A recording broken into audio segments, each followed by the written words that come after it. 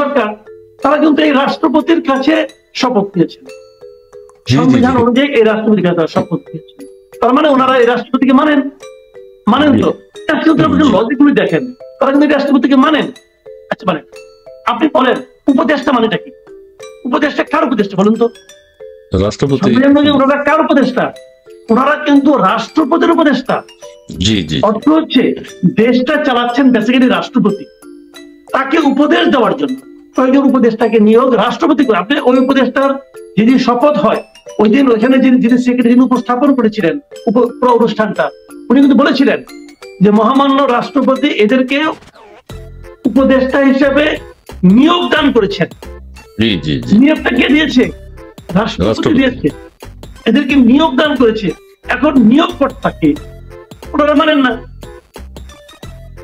এটা আপনি কি বলবেন? একটা এদেশের রাষ্ট্রপতির কোনো কাজ নাই, আমার মানে আমাদের সংবিধানে রাষ্ট্রপতির খুব একটা কাজকর্ম দেয় নাই।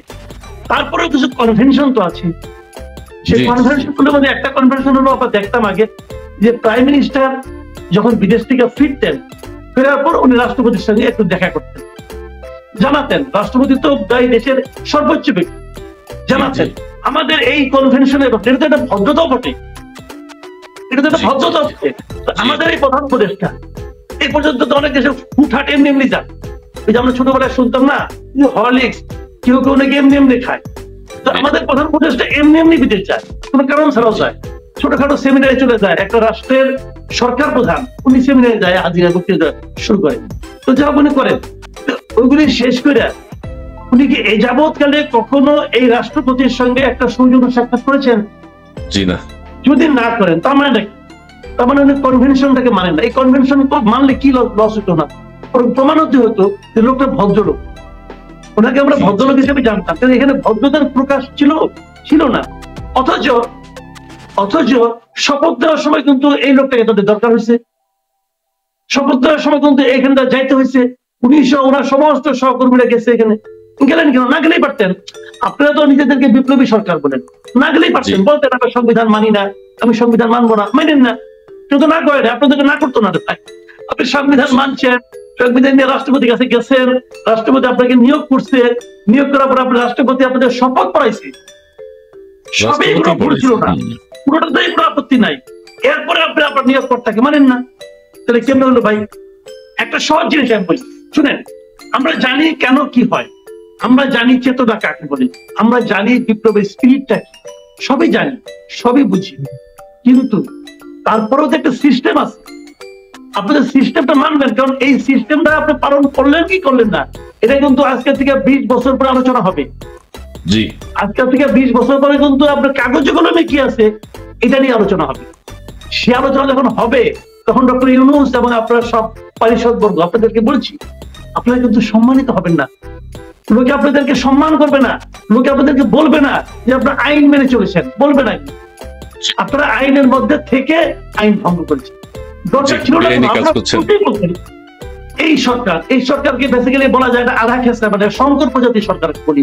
মহামান্য সাবেক রাষ্ট্রপতি আব্দুল হামিদ তিনি যখন থাইল্যান্ডে গেলেন এবং তারপর থেকে আমরা রাজনীতিতে, বাংলাদেশের রাজনৈতিক অবস্থা একটা পরিবর্তন দেখতে পাচ্ছি। সেই পরিবর্তনটা হলো পরেই আইভি কে গ্রেফতার করা হয়েছে, রাষ্ট্রপতি বিদেশে কিভাবে গেলেন সেটা নিয়ে অনেক কথা হচ্ছে। আমার কথা হচ্ছে, আপনার কাছে প্রশ্ন, আইভির অপরাধটা কি? এক, তাকে গ্রেফতার করতে হয়েছে কেন 9 মাস পরে? আরেকটি হচ্ছে, সাবেক রাষ্ট্রপতি বিদেশে যাওয়ার ব্যাপারে আদালতের কোন নিষেধাজ্ঞা বা আইন শৃঙ্খলা বাহিনীর কোন নিষেধাজ্ঞা ছিল কিনা? আমি রাষ্ট্রপতির ব্যাপারটা আগে বলি, ওই ঘটনাটা আগে ঘটছে, ওই ঘটনাটা এটা হলো বুধবার ঘটনাটা ঘটেছে। বুধবার দিবাগত রাতে উনি বিদেশ যাচ্ছিলেন, থাইল্যান্ড যাচ্ছিলেন, এবং উনি নির্বিঘ্নে যথারীতি যেভাবে যায় 8-10 জন মানুষ, উনিও সেভাবেই গিয়েছেন। বাংলাদেশের আইন অনুযায়ী ভিআইপি ট্রিটমেন্ট পেয়েছেন। বাংলাদেশে থেকে যখন বিদেশে যেতে চায় তখন সেক্ষেত্রে অনেককে বাধা দেওয়া হয়, কিছু বাধা দেওয়া হয় আইনানুগ ভাবে, কিছু বাধা দেওয়া হয় অতটা আইনানুগ ভাবে নয়।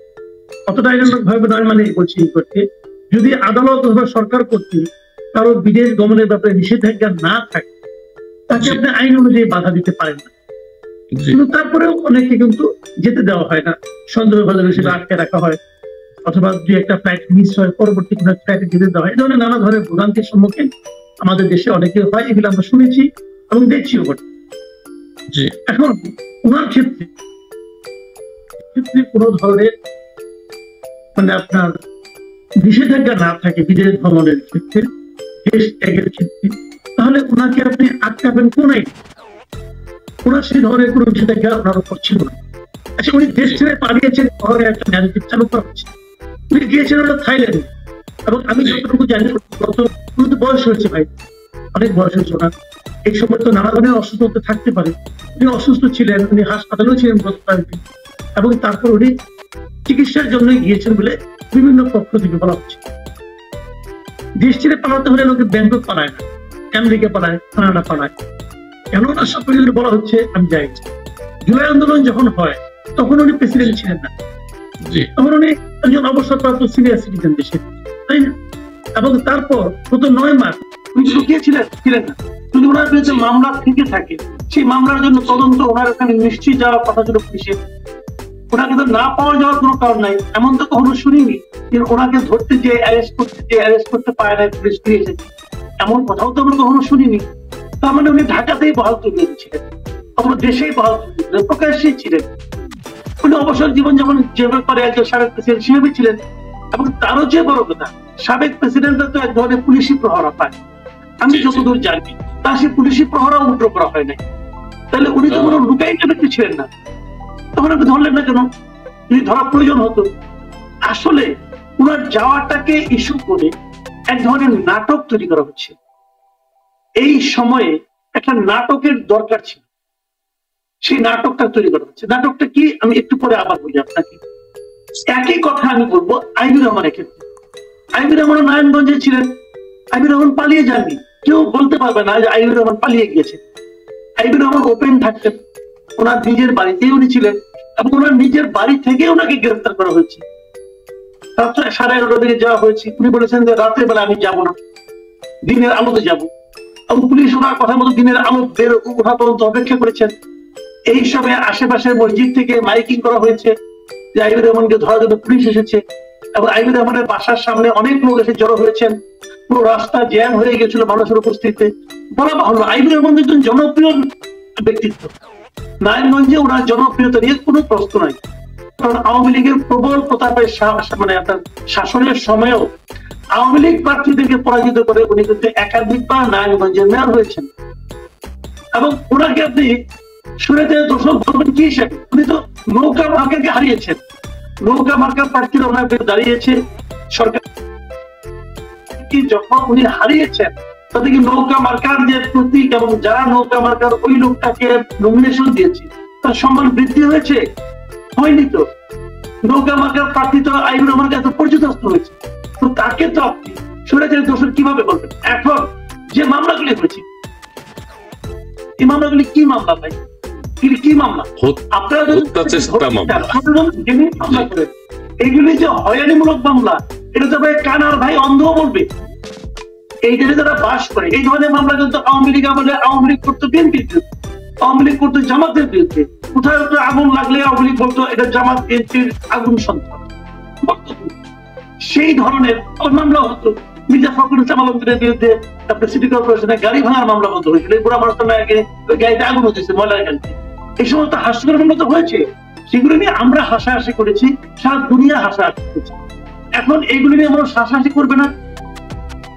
যারা সারা দুনিয়ার যারা নাকি মানবাধিকার কর্মী যারা আছেন, তাদের সেন্সিবল যে ব্রেনটা আছে, ওটা কি জং ধরছে? এখন জং ধরে নাই ভাই। আওয়ামী লীগ আমলে তাদের কথা শুনে যারা উল্লসিত হতেন, এখন তাদের কথা শুনে তারা বিরক্ত হবে। আইবুর রহমান এই জুলাই আগস্ট আন্দোলনে একটা হত্যাকাণ্ডের সঙ্গে ওনার যোগ সাজস ছিল, এটা কেউ বিশ্বাস করবে? আমি বিশ্বাস করি না। তো এই মামলা তো ওনারা করেছেন। আব্দুল হামিদ সাহেব উনি সরকারের কেউ না ভাই, উনি সরকারের কেউ ছিলেন না গত 2 বছর, মানে এই 2 বছর। ওনার রিটায়ারমেন্টের পরে উনি তো বাসায় বসে আছেন চুপচাপ। তো উনি এসে হেল্প, হ্যাঁ উনি যখন প্রেসিডেন্ট ছিলেন তখনও আপনাকে দায়ী করতে পারবেন না এই কারণে প্রেসিডেন্ট কিন্তু সংবিধান অনুযায়ী তার কোনো কাজই নাই। সংবিধান অনুযায়ী প্রেসিডেন্টের কোনো পরামর্শ দেওয়ার ক্ষমতাই নাই কাউকে। পরামর্শ দিবেন, কিন্তু ওটাও তো হয় না। তাহলে তারপরে কি উনি প্রেসিডেন্ট নাই?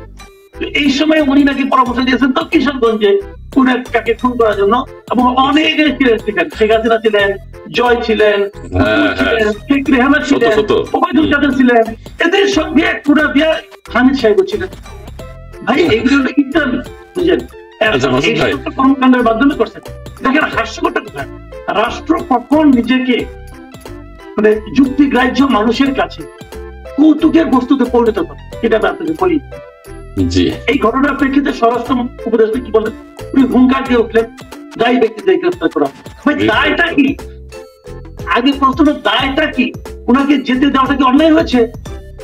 যদি বলেন অন্যায় হয়েছে, আমার প্রশ্ন তখন হবে মাই ফলোইং কোশ্চেন, সেটা হলো গিয়ে অন্যায়টা কি? ওনাকে যেতে দেওয়াটা কোনো বেআইনি কাজ হয়েছে?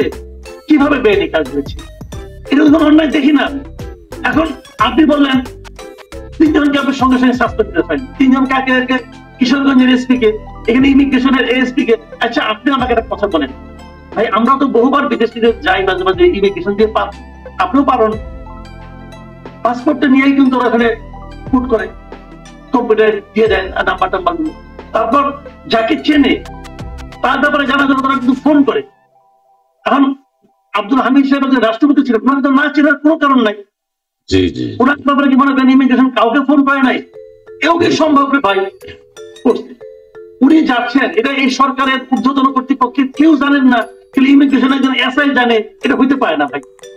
এটা বাংলাদেশের প্রেক্ষিতে এটা অসম্ভব একটা ব্যাপার। জানে, সবাই জানে। যখন হাউকাও শুরু হয়ে গেছে তখন তারা এই মানে বলির পাঠা হিসেবে এই 2-3টা ধরে নিয়ে আসছে। এখন তাদেরকে প্রত্যাহার করা হয়েছে, এই বলির পাঠা যারা, তারা কিন্তু বলতেও পারবে না যে আমি অমুক স্যারের অর্ডারে ছেড়ে দিচ্ছি, সে কিন্তু বলতে পারবে না, বললে চাকরি থাকবে না, বললে ওর চাকরি থাকবে না। ভাই সিম্পল। তো আমার কথা হলো কি ভাই, এইগুলি তো কোনো কথা না, এগুলিতে কোনো কিছু, এগুলি এই সমস্ত ঘটনা প্রমাণ হয় না যে বাংলাদেশে অসাধারণ আইনের শাসন চলছে, প্রমাণ হয় না। এবং এটা যারা করছেন আমি মনে করি তাদের প্রত্যেকের মধ্যে ধান্দা আছে।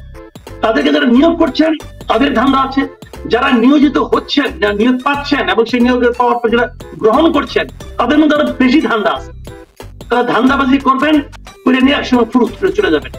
আমি মনে করি এই প্রবণতা আইন করে নিষিদ্ধ করা, এরকম আইন করা উচিত যে তুমি 2 দেশের নাগরিকই থাকতে পারবে না। যদি তুমি ওই দেশের নাগরিক হও তো এই দেশ তোমাকে ছাড়তে হবে। তুমি এখানে ইনভেস্ট করো, কোনো সমস্যা। যেমন ইন্ডিয়া, যেমন এনআরআই আছে, কিন্তু এনআরআই কি আছে, ওরা কিন্তু সমস্ত সুযোগ সুবিধা পায়, ভোট দিতে পারে না, ইলেকশন করতে পারে না, কোনো সরকারি দায়িত্বে আসতে পারে না। থাকো তুমি আসো, বাবা মার সঙ্গে দেখা করো, কোনো সমস্যা নাই, নো ভিসা রিকোয়ার্ড লিখে আসে পড়ো, সমস্যা নাই কোনো। কিন্তু তোমার 2 দেশের 2টা পাসপোর্ট তোমাকে হোল্ড করতে হবে কেন? এটা চলবে না ভাই। আমি মনে করি এই আইন শক্তভাবে করা উচিত, এটা আমার অপিনিয়ন। এবং যারা এখানে এই সমস্ত দায়িত্ব প্রাপ্ত হয়েছেন তাদের উচিত যে বেজ্জতি হওয়ার আগে আপনি দায়িত্ব ছেড়ে চলে যান, অথবা যদি করতেই চান, দেশকে ভালোবাসেন, ওদের অধিকারটা ছেড়ে আসেন। যদি আমেরিকা নাগরিক আছেন, আমেরিকা নাগরিকত্ব ত্যাগ করে তারপরে আসেন, তাহলে বুঝবো যে আপনার মধ্যে দেশপ্রেম আসলে আছে। জি মাসুদ ভাই, আপনি যেটা বলেছেন ঠিকই বলেছেন। ইন্ডিয়ার কথা যেটা বলেছেন এটা সত্য। আমেরিকা, কানাডায় কিন্তু ইন্ডিয়ান সিটিজেনরা কিন্তু নাগরিকত্ব নেয় না।